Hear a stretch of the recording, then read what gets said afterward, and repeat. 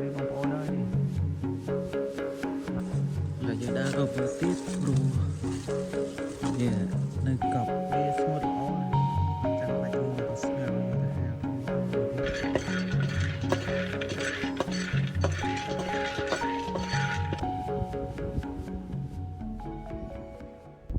ជំរាបសួរបងប្អូនទាំងអស់គ្នាជួបគ្នាសាច់ជាថ្មីម្ដងទៀតហើយនៅ Channel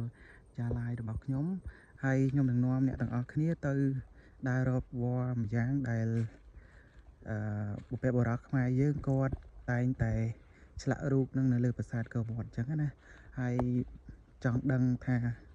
វល្លិនឹងជាវល្លិអ្វីចាំទៅតាមដានទស្សនាជាមួយខ្ញុំដូចទៅ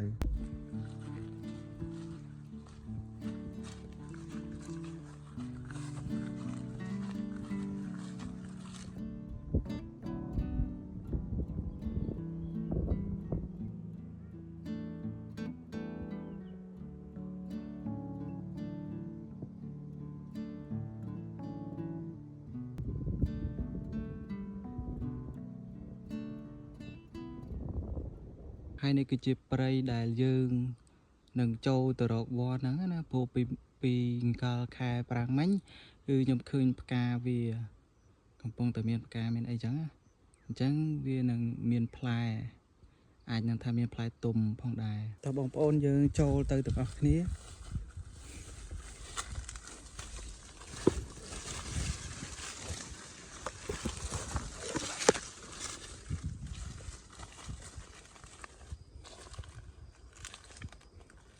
អាចនឹងមានទុំហើយព្រោះខែនេះវាអាចនឹងមានទុំមួយហើយបងប្អូនអើយនេះយើងឃើញវានោះនេះវត្តនេះឯងណែផ្លែតាំងពីគល់នេះរហូតទៅដល់ចុងនៅលើនោះចាំមើលបន្តិចទៀតខ្ញុំនឹងស៊ូមឲ្យបងប្អូនឃើញផ្លែយកតែមែនតែនណាផ្លែច្រើនមែនតែនហ្មងនេះបងប្អូនអើយនេះផ្លែនេះផ្លែច្រើនមែនតែនទៅរហូតនោះបងប្អូនអានេះផ្លែខ្ចីទេណាវាអត់តន់ទុំទេខ្ចីគឺវានៅខៀវបែបនេះហើយទុំគឺវាមានពណ៌ក្រហមឬអាចថាក្រហមជាងនឹងអញ្ចឹងណាហើយវល្លិនេះគេហៅថាវល្លិក្លូតហ្នឹងគឺយើងអាចយកគ្រាប់វាខាងក្នុងនេះយើងយកលីងហូបបានណាហើយអ្នកខ្លះចាស់ពីដើមគាត់នឹងយកគ្រាប់វាហ្នឹងយកទៅស្ងោរដើម្បីហាលទៅទុកលីងហូបហើយអ្នកខ្លះទៀតក៏គាត់មករើសនៅក្រោមដើមដោយសារតែមានសត្វស៊ីសត្វអីចឹងណាច្រើនណាស់បងប្អូនអើយនោះបើនិយាយពីផ្លែវិញផ្លែតាំងពីគល់រហូតទៅដល់ចុងនៅខាងលើនោះហើយនេះដើមមាន2 3ដើមដែរប៉ុន្តែវាផ្លែតែ2ដើមទេផ្លែយកតែមែនទេបងប្អូនឡើងកណ្ដាញ់នេះបងប្អូនផ្លែទុំគឺវាមានលក្ខណៈបែបហ្នឹងហើយយើងយកគ្រាប់វាខាងក្នុងនេះគ្រាប់សនេះដើម្បីយកទៅលីងហូបហើយយើងត្រូវចំណាយពេលរៀងយូរដែរដើម្បីលីងវាឲ្យឆ្អិនគ្រាប់វាខាងក្នុងហ្នឹងប៉ុន្តែយើងត្រូវហាលថ្ងៃវាស្ងួតសិនណាបើសិនជាយើងបេះយកទៅស្ងោរយកគ្រាប់វានោះហើយបើសិនជាយើងរើសនៅក្រោមដើមអានេះវាស្ងួតហើយយើងអាចយកទៅលីងបាន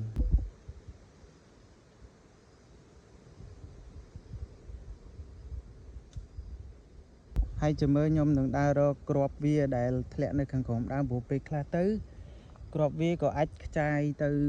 កន្លែងផ្សេងដែរព្រោះដោយសារតែសត្វស៊ីសត្វអីចឹងណាបងប្អូនអញ្ចឹងចាំមើលខ្ញុំដើររកគ្រាប់វានេះបងប្អូនគ្រាប់វាអត់ទៅណាឆ្ងាយទេដោយសារតែសត្វស៊ីនៅនឹងអញ្ចឹងទៅវាជ្រុះនៅនឹងនេះ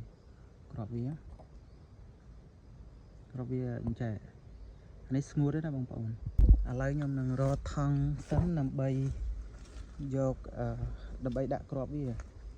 ព្រោះមកនេះខ្ញុំត្រៀមថង់មួយដែរនេះបងប្អូនគ្រាប់នេះ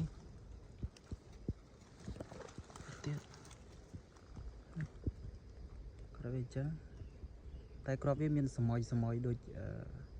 រោមដូចតពាំងចឹងវាអាចនឹងមុតដៃយើងស្បែកដៃយើងដែរ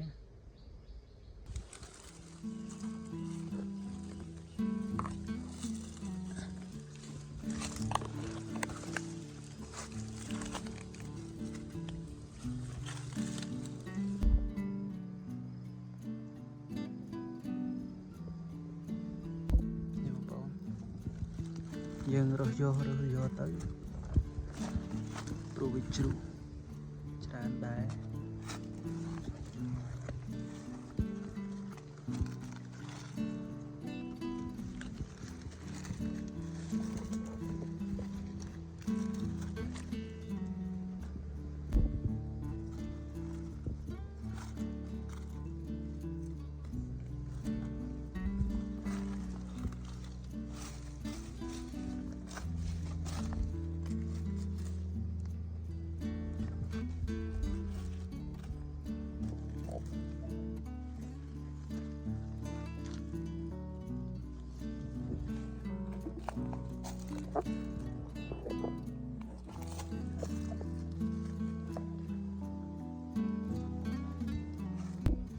គ្នាបងប្អូនយើងជ្រុះច្រើនណាស់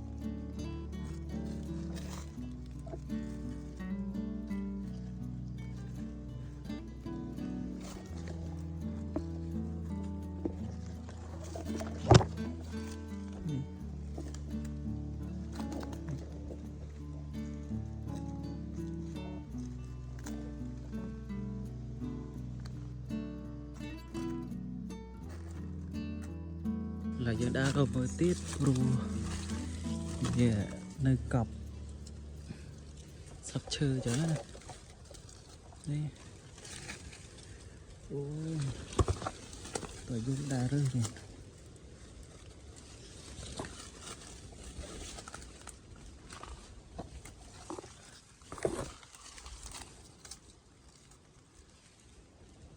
rồi ba đá sôi này một bữa đó này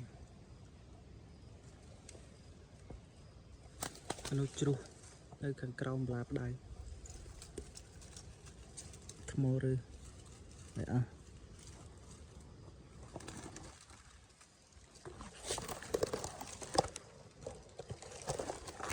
này bộ bộ nó khá này chru trắng nữa này đi nó trắng nó khá này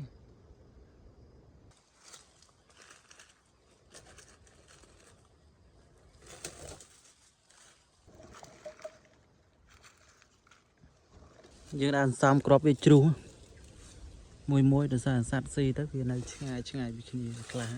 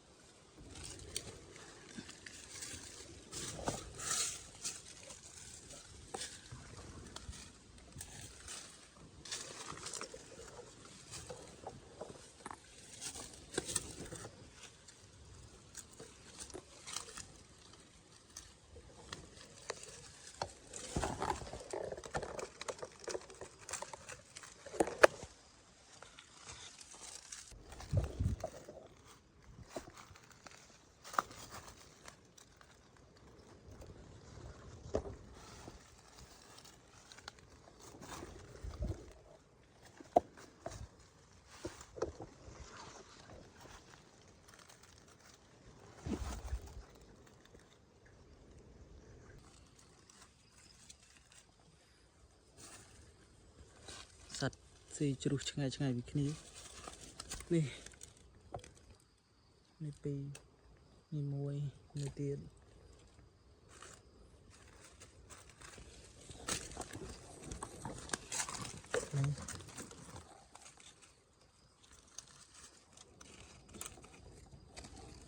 em ra ta crop itu ya tum ni ate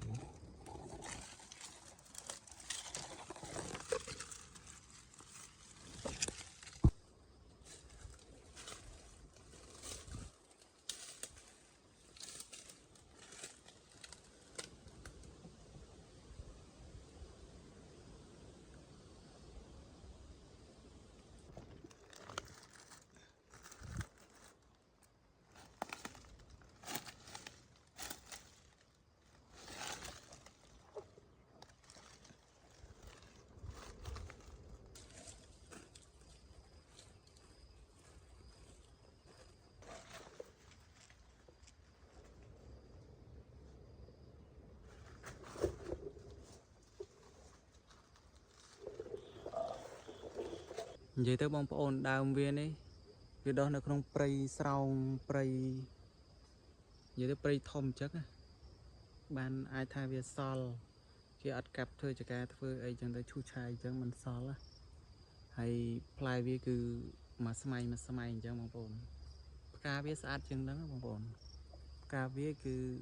nơi ở sàn cơ vót cái là áp xả khơi cái đã nơi lơ sợ áp xả cá close nữa các bạch cá close hay bây giờ bông ôn đa không prey khơi playประเภทបែបអញ្ចឹងអីហ្នឹងហើយ play cloud ហ្នឹងគឺវាមានសន្តានវាមានរូបរាងបែបអញ្ចឹងណាបងប្អូនឥឡូវខ្ញុំគិតថាលេខរើសហើយបើដោយសារខ្ញុំដើររើសទៅវារៀងស្បើយហើយវានៅមួយដែរប៉ុន្តែវានៅកប់នេះកប់ស្លឹកឈើអញ្ចឹងពិបាករវាអត់ធ្លាក់មកនៅដុំជុំគ្នាអញ្ចឹងណាបាទតែខ្ញុំគិតថារើសប៉ុណ្ណឹងហើយនេះបងប្អូនក្របក្លូតឲ្យយើងរើសមិញណាបានប្រហែលជា3-4ខាំដែរហើយវាស្ងួតល្អអត់ចាំបាច់យើងយកទៅស្ងោរយកទៅហាលថ្ងៃអីទេគឺវាក្រោយវិសាត់ស៊ីទៅវាជ្រុះទៅវាស្ងួតល្អយើងចាំយកទៅលីងទៅបានក្របវាចឹងក្របវានិយាយទៅដូចក្របឈូកយើងចេញពីព្រៃវិញព្រោះយើងបានថងនេះដែរ